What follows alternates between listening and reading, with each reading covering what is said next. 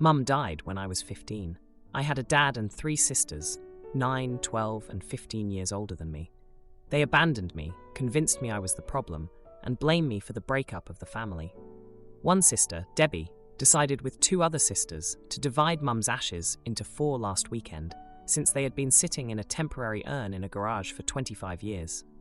4 days later, Debbie and I spent 3 hours together having brunch, a swim, and chilling at home. Once she was ready to leave, car running, everything packed away, she approached me and said she was going to give me some of Mum's ashes as a Christmas present. But she ran through the idea with her work colleagues and was told it was a terrible idea and extremely messed up. So instead, she told me she would give me 1/4 of Mum's ashes in a plastic baggie instead. She then jumped in the car and drove away. I called Debbie later that night and expressed that I was hurt. She brought this up at the time she did, and that I had no opportunity to respond or process this information before heading back to work. She responded aggressively, telling me I should be thankful for her thoughtful gesture, labeling me as a victim and abusive for sharing my feelings about the situation. So Reddit, am I the idiot for communicating my hurt and disappointment? How would you react?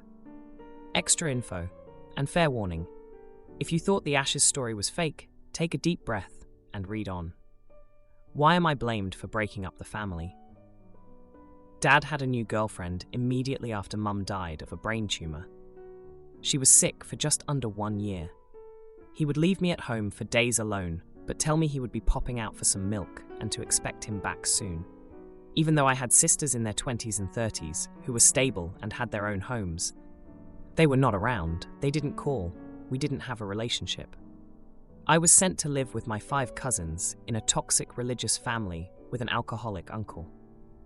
Our extended family lived in the same city, and every year it was expected we attend family gatherings during holidays, even after Mum died. Even though toxic things happened, our cousins, aunts, and uncles continued to meet annually.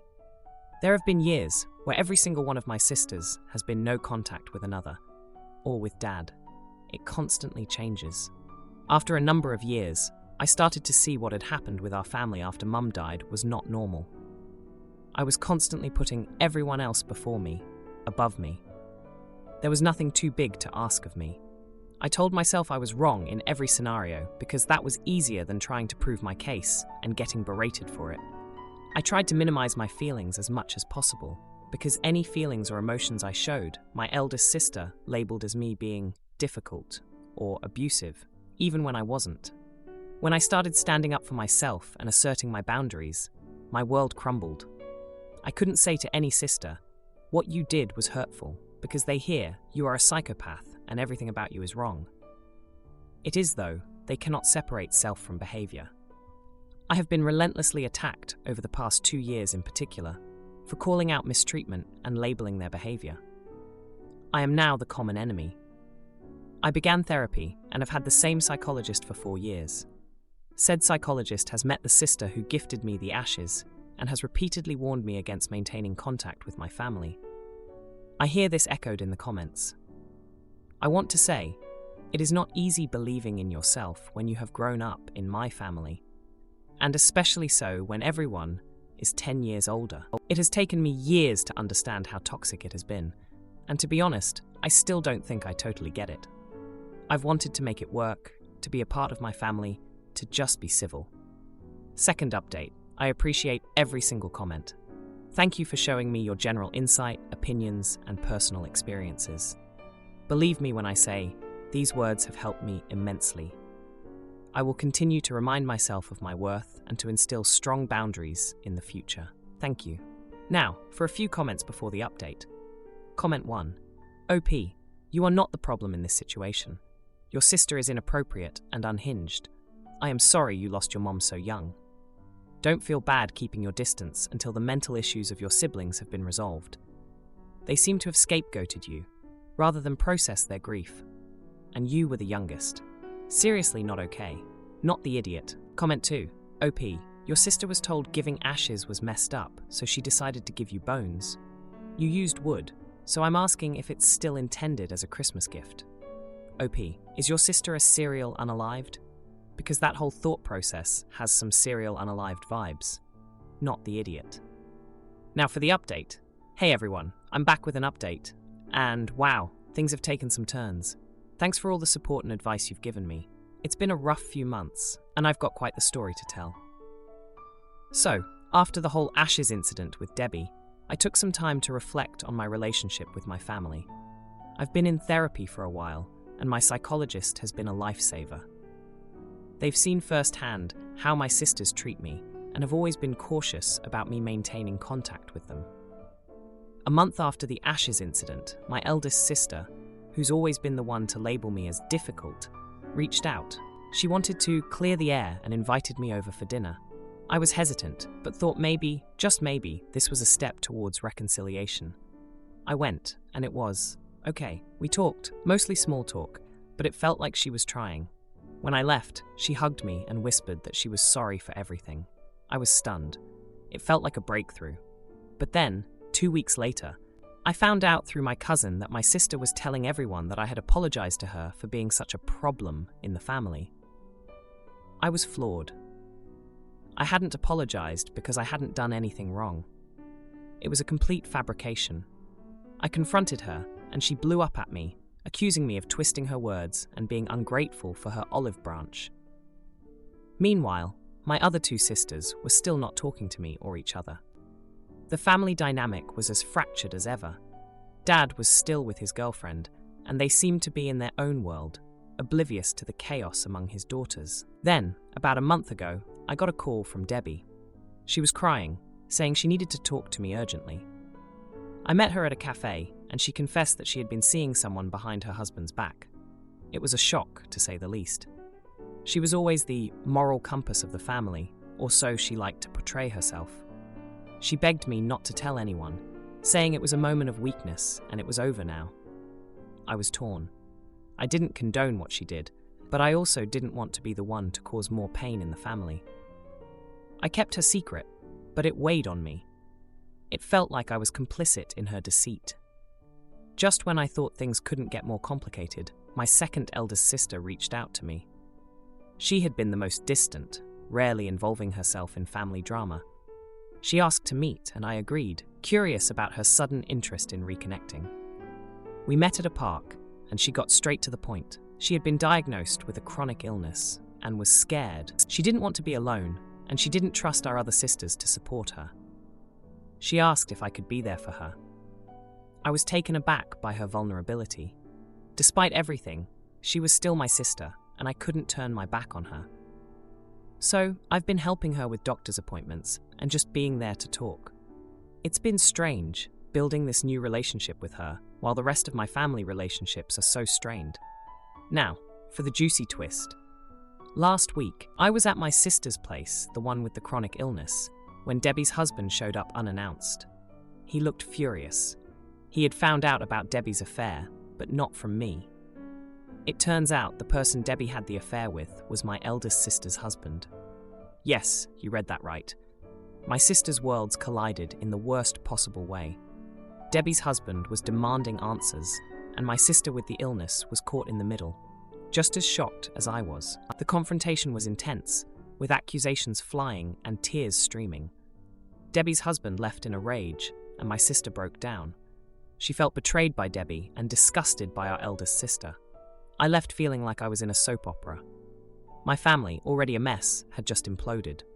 I'm still processing everything that's happened.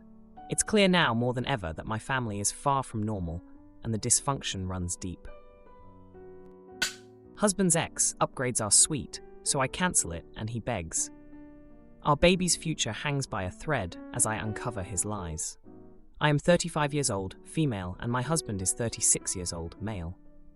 We have been married for 5 years and together for 8. We will be having our first baby in 3 months and decided to take a baby moon to a resort spa in Florida. We booked a basic room under my husband's name. Upon check-in, the attendant said that we had been upgraded to the presidential suite with full concierge service and complimentary spa treatments. We thought this was very strange. The attendant assured us that we would only be charged our original rate. We asked who did it so we could thank them, thinking it was a family member or a close friend. The attendant said sometimes it happens for special occasions. On the reservation, it asked for the reason for the visit, and we said we were having a baby. We were still a bit skeptical, but accepted the answer.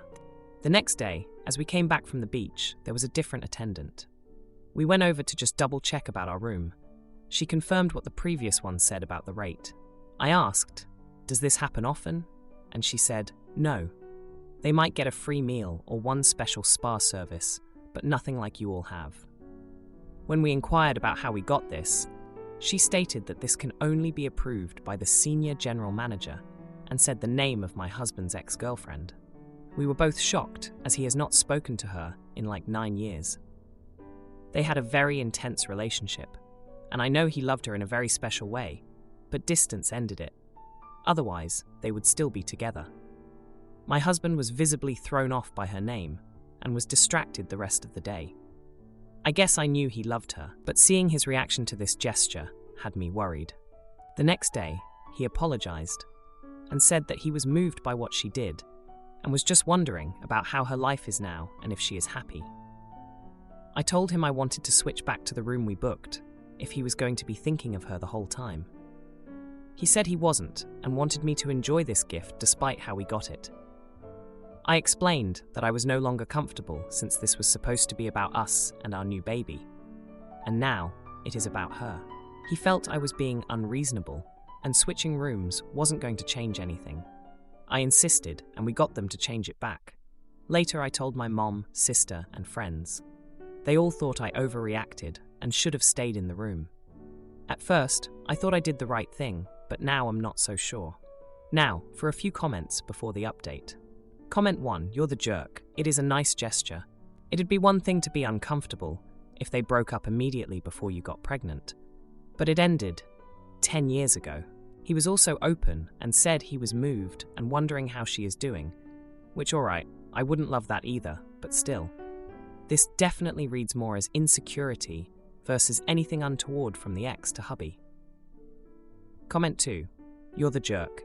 You took an incredibly kind, and was supposed to be anonymous, gesture and crapped on it. Had you not pushed, neither of you would have known it was her, so it wasn't about her intruding on your weekend. She clearly cared about your husband, and was happy to see him well. Now for the update. Hey everyone, a lot has happened since my last post, and I'm here to spill all the details of this crazy week. So buckle up, because it's been quite the ride. After the whole room upgrade fiasco, things got even more intense. My husband and I had a long talk about boundaries and our relationship. He reassured me that his past with his ex-girlfriend was just that, the past. He explained that their relationship had been passionate, but ultimately unsustainable. They had shared dreams of traveling the world together, but when it came down to making long-term commitments, they realized they wanted different things in life. Despite the reassurances, I couldn't shake off the feeling that something was off. 2 days after we switched back to our original room, we bumped into the senior general manager herself. She was as surprised to see us as we were to see her. It turns out she had been keeping tabs on my husband through mutual friends and had heard about our baby. In a moment of nostalgia, she decided to give us the upgrade as a final gesture of goodwill. The confrontation was tense. My husband was polite but distant, while I was a mix of grateful and suspicious. She apologized if her gift had caused any discomfort and wished us well with our new family. It was a jaw-dropping moment, to say the least. Back in our room, my husband and I had another heart-to-heart. He opened up about his past with her, how they had met during a summer job at a local bookstore, bonding over their love for mystery novels. He told me about the time they got caught in a rainstorm and took shelter in an old gazebo where they shared their first kiss. It was clear that he cherished those memories, but he also made it clear that what we have is much deeper and real. The next day, we decided to make the most of our baby moon. We went on a sunset cruise organized by the resort, which was absolutely breathtaking. As we watched the sky turn from blue to shades of orange and pink, my husband took my hand and promised that our future together would be full of moments just as beautiful as this one. But the surprises weren't over yet. On the 4th day of our stay, We returned to our room to find a gift basket with an apology note from the ex-girlfriend. She had included some baby clothes, a few mystery novels for old time's sake, and a spa voucher for me. It was a kind gesture, and I could tell it was her way of closing that chapter of her life. My husband and I spent the rest of our trip reconnecting. We talked about our hopes and fears for parenthood, our dreams for our child, and the adventures we wanted to share as a family. We even started reading one of the mystery novels together, laughing at the cheesy dialogue and trying to guess who the culprit was before the final reveal. On our last night, we had dinner at the resort's fanciest restaurant. The staff treated us like royalty, and the food was out of this world. We toasted to our future, to forgiveness, and to new beginnings. It was a perfect end to a trip that had started with so much uncertainty. As we packed our bags to leave, my husband pulled out a small, wrapped box. Inside was a beautiful necklace with a pendant in the shape of a book, a nod to our shared love for reading and to the new chapter we were starting as parents. It was the most thoughtful gift, and it reminded me that no matter what unexpected turns life might take, we were in this together. Husband rants about ex's pregnancy, revealing his toxic mindset. I shut it down. Our home won't harbor hate. He's clueless that his past actions. I, 35-year-old female, have a husband, 41 years old, and two wonderful bonus kids, 12-year-old female and 14-year-old male. My husband has 50-50 custody with his ex-wife Jane, 40 years old. Some background. My husband and his ex divorced a little over 10 years ago. It was as amicable as these things can be, and they've worked hard to have a good, cooperative parenting relationship. Both would describe the other as a friend. I met my husband 6 years ago, and we married 4.5 years ago. His ex and their kids welcomed me with open arms. When his ex met and then married her now wife Zara, 32-year-old female, the same was true in reverse. Our two households combine for birthdays and major holidays, and generally at least one parent from each household is present for school plays, sports matches, etc. Unless the kids ask for time with just mum and dad, in which case Zara and I bow out. I've always felt very fortunate that our families got along so well. I genuinely like Jane and Zara, and honestly Zara is kinda badass. She's a doctor and worked with MSF and is also widely travelled. She has amazing stories to tell and is just a really warm human being. Now the issue. Jane and Zara recently announced Zara is pregnant, obviously via sperm donor. The kids seem excited and I'm happy for Jane and Zara. My husband, on the other hand, has been off since the announcement. I've tried to get him to talk about what was bothering him, but he can't articulate it. I asked if he wanted to speak to a family therapist. We saw one before we married, just to help ease the transition to a blended family. But he didn't like the idea. I've started to lose my patience with him, because from what he has said, his issue with Zara's pregnancy seems rooted in homophobia, misogyny, racism. Yesterday, I was making dinner, and he again started grumbling about how Zara's pregnancy wasn't right, how he should have been consulted, how he didn't understand why they needed to have another kid when we already have two amazing kids, etc. Then he told me we should try to have a baby as well.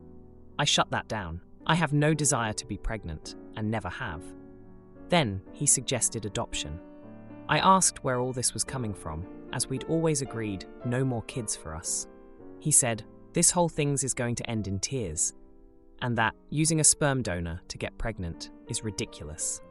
I was conscious of the kids in the other room and told him to stop before the kids heard him. He started getting genuinely cross and said the kids had a right to know what was actually going on and that he felt like he was in the twilight zone and he was the only sane one left. I lost my temper and told him that whatever issues he had with Zara's pregnancy were his problem, that I and the kids were genuinely happy for her and Jane, and that this family had no space for his made-up drama. That made him really cross, and things were tense for the rest of the night. I feel like I should probably apologize for the phrasing, but I don't want to apologize for the sentiment. Am I the idiot? Now, for a few comments before the update. Comment 1. Not the idiot. What has his knickers all knotted up? He's married to you. He's not with Jane anymore, and it's not even that the ex-wife is pregnant. It's Zara. He's absolutely throwing homophobia and misogyny out in spades with his disapproval. Thank you for trying to stop this behavior before he escalates. Comment 2. Not the idiot. Why would his ex have to consult with him before having a child with their new spouse? Unless the children from his ex are concerned about having another sibling, I don't see the issue. I'm sure they took that into account though, especially since it was obviously a planned pregnancy. Now, for the update. Hey everyone, thanks for all the comments on my last post. It's been a chaotic couple of weeks, and I've got quite the update for you all. So, after the blowout with my husband, things went from tense to downright icy. He was barely speaking to me, and when he did, it was short and clipped. I was worried about the kids picking up on the tension, but they seemed oblivious, wrapped up in their own worlds of school projects and video games. Then, one evening, my husband came home from work and announced he had scheduled an appointment with the family therapist, the same one we saw before we got married. I was surprised, to say the least, given his previous resistance. I agreed, thinking maybe we could finally get to the bottom of his issues with Zara's pregnancy. The therapy session was enlightening. My husband broke down, revealing that his discomfort wasn't about homophobia or racism at all. It was about his own insecurities. He confessed that he felt replaced and irrelevant now that Jane and Zara were starting their own family. He was scared that the kids would see Zara's child as their real sibling and that he would be pushed to the side. I was floored. I had never considered that angle. I mean, he had always been such a confident guy, the rock of our family. To see him so vulnerable was both heartbreaking and a relief. It explained so much of his recent behavior. We spent the next few days talking a lot, trying to work through his fears. I reassured him that he was an irreplaceable part of the kids' lives and that nothing could change that. Slowly, he started to come around, even expressing some cautious excitement about the new baby. But just when I thought we were getting back on track, Jane dropped a bombshell. She called me up, sounding frantic, and asked to meet for coffee. When we sat down, she was shaking. She told me that she and Zara had been having problems for months, even before the pregnancy. They'd been trying to work through it, but things were just getting worse. I was stunned. They had always seemed like such a solid couple, always laughing and joking at family gatherings. Jane confessed that they'd been putting on a show for the kids, not wanting to worry them. But now, with the baby on the way, she didn't know what to do. I didn't know what to say. I offered her my support, whatever she decided, but inside, I was reeling. This was the last thing our blended family needed.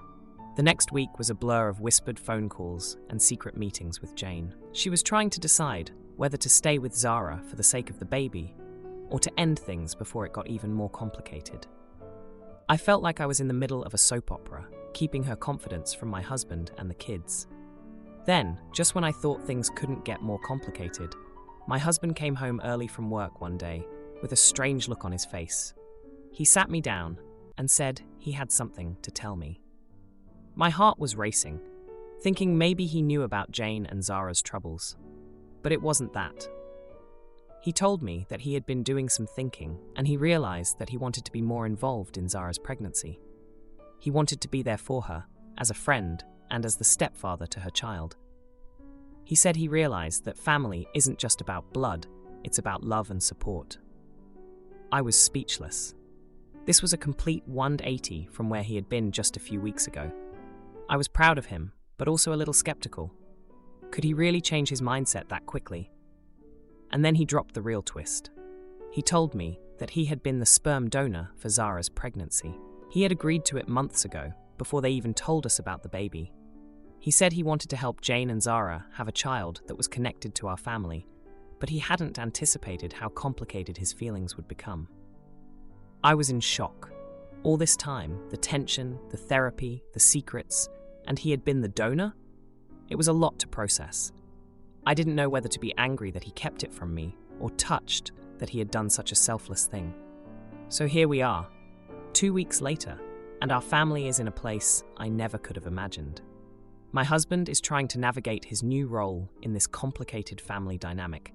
Jane and Zara are working on their relationship, and I'm just trying to keep up with all the twists and turns. If you like this video, you'll probably like these too. Also, while you're here, please consider subscribing. It's your support that keeps this channel alive and allows me to make better and longer videos. Have a great day.